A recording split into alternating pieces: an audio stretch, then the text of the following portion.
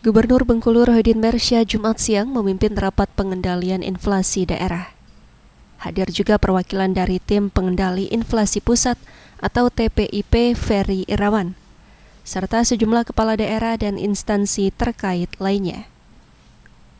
Dikatakan Gubernur, hasil rapat Tim Pengendali Inflasi Daerah atau TPID Provinsi Bengkulu membuat 6 program untuk mengendalikan inflasi, yakni mengintegrasikan penyaluran bantuan sosial dengan operasi pasar.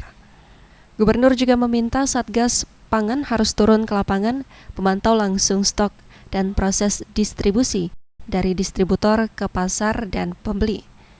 Pemerintah daerah juga didorong menggunakan dana belanja tak terduga atau BTT untuk mengendalikan inflasi. Membangun sinergi lintas sektor antar Pemda, instansi vertikal, dan Forkopimda. Tidak hanya antar Pemkab, namun juga antar provinsi.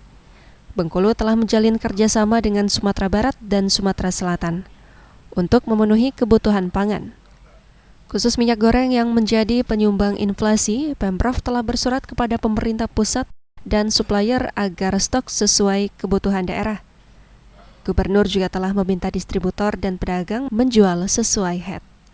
Selain itu, Pemprov juga sedang merancang biaya subsidi angkutan khusus yang membawa migor. Penyaluran bansos yang informasi dari Kemenko itu akan ada rapel.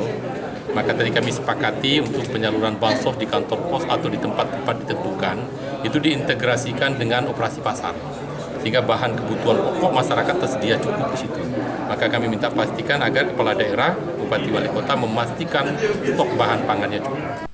Sementara itu, Kepala Perwakilan Bank Indonesia Bengkulu Darjana mengatakan, Bank Indonesia aktif dalam gerakan pengendalian pangan strategis dan gerakan tanam raflesia, yakni gerakan tanam serentak. Tidak hanya cabai merah yang sedang berjalan, tapi juga tanam serentak bawang merah. Lalu terkait integrasi pasar, Maret nanti ada rapel penyaluran bansos. TPID Provinsi Bengkulu menyiapkan 42 titik operasi pasar di lokasi penyaluran bansos.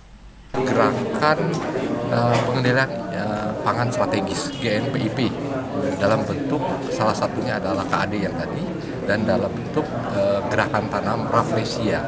Kita kemarin lihat bahwa ada beberapa lokasi yang kita tanam cabai merah dan alhamdulillah itu berhasil. Artinya itu akan sedikit banyak mengurangi ibu-ibu rumah tangga untuk keperluannya mereka tidak harus hadir ke pasar sehingga terlihat pasokan di pasar itu tidak terganggu. Dan juga Siska Harliana, RBTV melaporkan.